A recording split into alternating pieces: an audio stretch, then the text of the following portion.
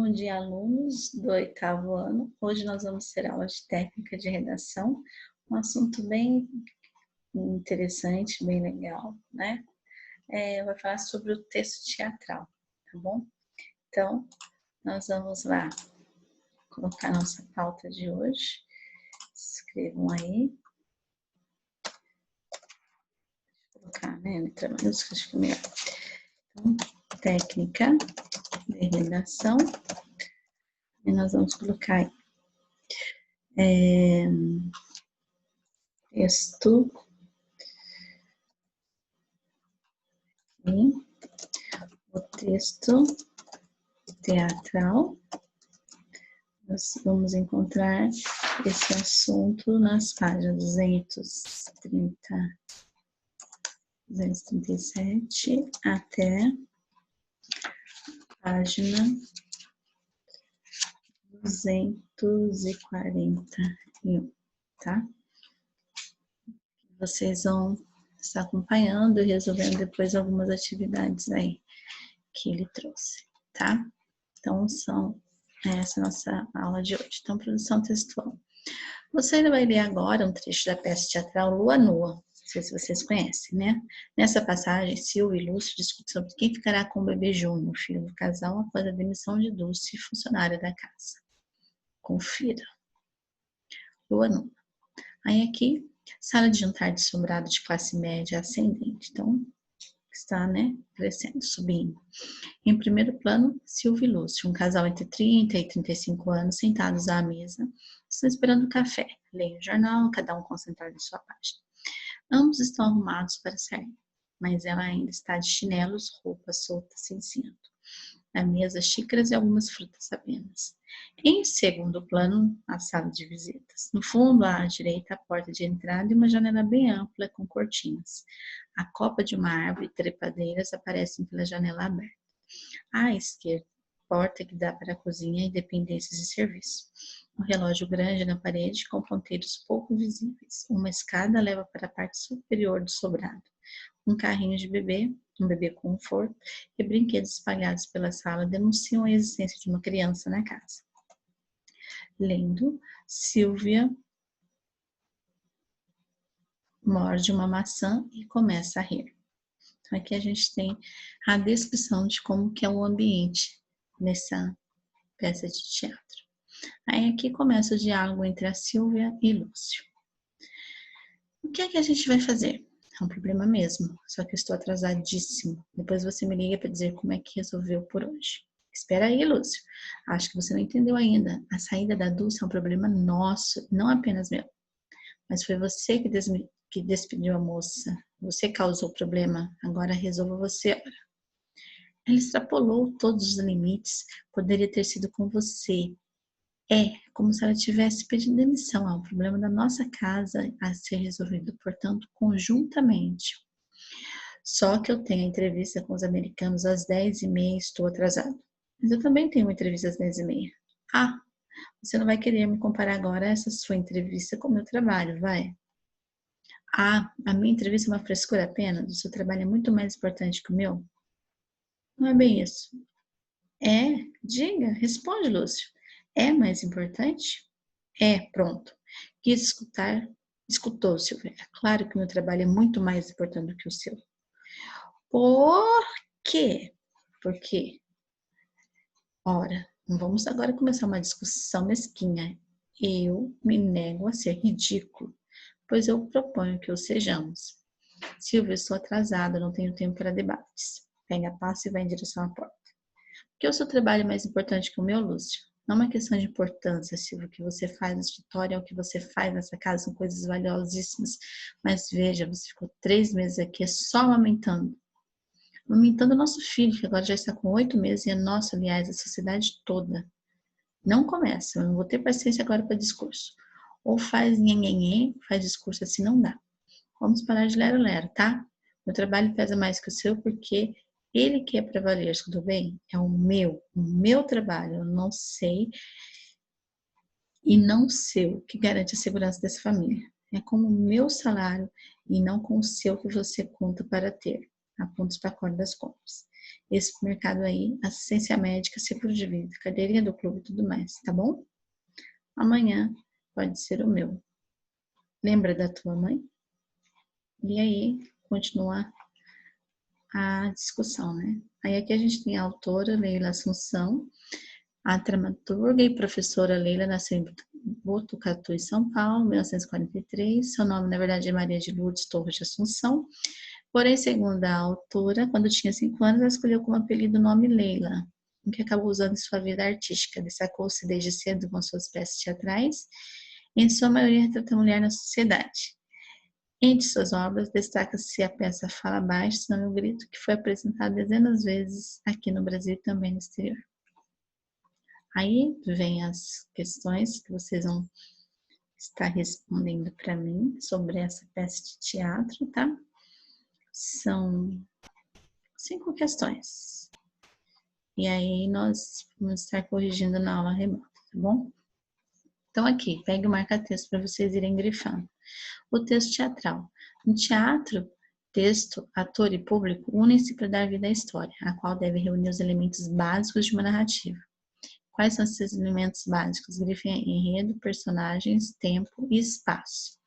Entretanto, a redação de um texto teatral apresenta especificidades. Então, não é só isso. O texto de teatro tem muito além disso, né? Então, antes da sequência de diálogos, há necessidade de caracterizar o cenário, como nós vimos aqui, né? Vamos botar lá. Então, antes de começar o diálogo entre os personagens, tem a necessidade de mostrar como vai ser o cenário, né? O que vai compor esse cenário, tá? Aí depois, aqui, detalhes, aqui, a necessidade de caracterizar o cenário, descrevendo minuciosamente os participantes para que a cena seja bem desenvolvida, foi o que a gente viu lá, né? Detalhes como iluminação, móveis e objetos que devem aparecer em cena, e informações sobre o que figurar em primeiro plano precisam estar claramente descritos. Então lá colocou, né? Relógio, janela, árvore, tudo eles descreveram muito bem, dá até para a gente imaginar como que é a cena da casa, né? Da mesma forma, é necessário que as personagens e suas características também sejam bem detalhadas, tanto física como psicologicamente. Essas informações serão imprescindíveis para a construção dos personagens. Então, deu também para a gente perceber como que as personagens se comportam, né? Como ela é fisicamente e psicologicamente também. Então, isso é essencial para que uma peça de teatro saia, né? Perfeita. E como que é a estrutura desse texto teatral? Então, o texto ele é dividido em atos, cenas ou quadros. Nem sempre essa divisão é visível para a plateia, né? Quem assiste não vê. Porém, é necessária essa marcação para que os personagens saibam quando elas devem entrar e quando elas devem ser retiradas da cena. Caso haja necessidade de mudança de cenário, o ator do texto é quem determina a marcação dos quadros, sendo o ato. Né? Então, se há necessidade de estar na sala, vai para o quarto. Então, ele vai, no momento que ele estiver escrevendo seu texto, ele vai colocar lá, né? Cena 1, ato 2 e por aí, tá?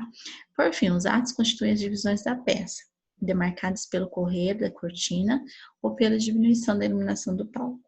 É possível que haja intervalos entre os atos, aumentando a expectativa da plateia quando o desfecho da história. Então, essa mudança de atos, né, muitas vezes acontece com o fechar das cortinas ou com a diminuição das luzes. E é interessante quando você assiste a uma peça de teatro, você fica naquela expectativa, né, quando tem essa mudança. E agora, o que vai acontecer, né? Clímax, história. Então, agora as anotações cênicas e os turnos da fala. Então, o texto teatral, ele caracteriza por apresentar indicações grafadas com um tipo de letra que difere do restante, às vezes em itálico ou negrito, ou isolada entre parênteses. Enfim, isso aí. Essas marcações nós chamamos de rubricas, que revela o que cada personagem vai fazer, como cada personagem vai agir, se ele vai gritar, se ele vai entrar arrastando, se ele vai pegar algum objeto. Então, essas rubricas, elas servem para indicar as ações, o modo de agir de cada personagem, tá? Já os turnos da fala são marcados pela inserção dos nomes dos personagens em destaque antes de cada fala. E uma narrativa tradicional costuma-se utilizar os verbos discentes. Então, quando a gente faz um texto narrativo normal, a gente fala que fulano disse, fulano gritou, falou, berrou. Já num texto teatral, o que acontece? A gente coloca o nome da personagem e a fala dele na frente, né? E aqui, tais verbos não fazem parte da composição de um texto teatral, né? Já que não há a presença de um narrador. Teatro não, necessariamente não precisa ter o narrador. A história pode acontecer sem a presença dele, né? Só mesmo ali com a atuação das personagens a gente já consegue ver. E no texto escrito a gente consegue identificar quem é quem através dos nomes dos personagens antes de cada fala. A linguagem empregada. Não há um padrão específico para a linguagem adotada no texto teatral, o que significa que ela pode ser tanto formal ou informal, dependendo muito da história que vai ser contada, né?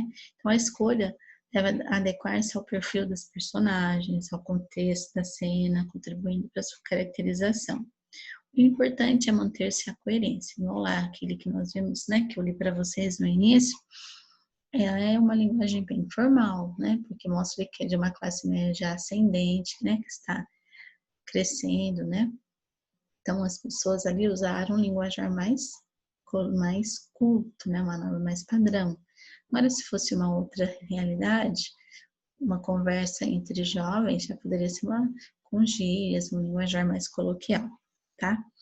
Há também o recurso de se grafar as palavras em negrito, com sílabas separadas ou de se repetir letras, sugerindo a entonação diferenciada no momento de pronunciá-las. Esses recursos reforçam marcas da oralidade nos textos escritos. Foi o que aconteceu aqui, né? Aqui, ó. Por quê? Né? Colocou um monte de O e um R aí. Então, a Silvia, ela vai dar uma entonação maior, né? Dar uma ênfase nesse por que o trabalho dela não é tão importante quanto o do marido, tá? Aí depois, aqui. A pontuação também pode contribuir para a expressividade do texto. Com o emprego de exclamações misturadas com pontos de interrogação, conseguimos reproduzir o sentimento de perplexidade. As reticências nos remetem às ideias de dúvida ou hesitações. Vários pontos de exclamação sugerem que alguém tenha elevado a voz. Então, saber pontuar bem um texto teatral ajuda muito as personagens a se expressar ainda melhor, né, no palco. Isso também no texto narrativo não deixa de acontecer, né, gente? Outros elementos importantes da montagem de um espetáculo. Na montagem de um espetáculo é importante contar com os outros recursos além dos citados. Nas produções mais elaboradas, encontramos cenários e figurinos adequados à ambientação da história. Iluminação e trilha sonora contribuem para criar o clima da peça. Tudo isso precisa ser especificado no roteiro por escrito, para que o diretor consiga produzir a peça. Então, quando se vai pensar em uma peça de teatro, é necessário pensar também no cenário, né? Como vai ser esse ambiente da história, os figurinos, né? Estilo de roupa das personagens, se vai haver muitas trocas de roupas. E principalmente aí a trilha sonora, que vai contribuir muito para criar um clima na história, né? O som, ele é muito eficaz, né? Ele ajuda bastante a constituir um belo espetáculo, tá? Aí agora o que vocês vão fazer para mim e mandar lá para o meu e-mail. A gente não pode estar juntos, mas vocês vão começar a pensar no roteiro de peça que vocês realizaram no capítulo anterior, tá? Ela não precisa ser longa, que isso aqui, se Deus quiser, quando a gente voltar, nós vamos apresentar. Mas deve atender às convenções do texto teatral escrito. Então, pensem aí, que história, que peça de teatro que vocês já começaram a pensar lá atrás, vocês podem estar apresentando na nossa volta às aulas, né? Então, primeiro, caracterizar os personagens e descrevam o cenário no início do texto. Indiquem se a cena é interna, se passa em um cômodo da casa, local de trabalho ou externa, tá? Então, quando as personagens são, como que essas personagens são fisicamente, psicologicamente, onde vai ser? Dentro de casa, fora, como vai ser esse cenário? O que vai ter que ter esse cenário? Uma mesa, um livro, Na geladeira, uma TV, um computador, o que que vai ter, tá? Então, pensem bem que isso aqui é um rascunho que cada um vai fazer e depois, quando nós voltarmos, vocês vão estar sentando, adaptando, mudando, escolhendo qual que vai ser melhor para ser apresentado, que vai ser grupo, né? Insiram as rubricas, indicações de como os personagens devem agir. Sempre que necessário, empregando um tipo de letra diferente ou inserindo-as entre parênteses. Então, as rubricas que eu falei, né? São as ações que a personagem vai fazer, né? E João, aí põe entre parênteses, levantou da cadeira e foi até a cozinha, né? E foi até a sala, e foi, não sei, tá? Então, são as ações aí. Vocês vão colocar entre parênteses. Utilize sempre o discurso direto, reproduzindo as marcas de oralidade quando necessário, visando dar mais expressividade ao texto. Atenção à linguagem empregada, que deve ser coerente com os personagens e a situação escolhida. Então, se for algo mais informal, uma linguagem coloquial; se for formal, uma norma mais culta, né? Norma padrão, tá? Quando terminar, escolha um bom título para a peça, revise o texto, e aí, quando a gente voltar, a gente vai sentar nos grupos, né? Vocês irão fazer isso e decidir qual a melhor peça a ser ensinada. E aqui uma tabelinha para que vocês possam ver se está de acordo o texto que vocês produzirem e vão enviar para o meu e-mail. Vamos lá para o e-mail da professora. Será que esqueceram? Vocês vão mandar para o meu e-mail, né? Isso aqui é tudo minúsculo. prof.lucine.gmail.com, tá? Então, vocês podem digitar direto lá ou digita no e manda em anexo, mas não tirem foto porque fica horrível para que eu possa estar lendo, tá bom? Então, são coisas aí que a gente espera que a gente consiga realizar quando nós voltarmos essas peças de teatro, que vocês vão começar já a rascunhar e enviar para que eu possa estar vendo se está de acordo, né?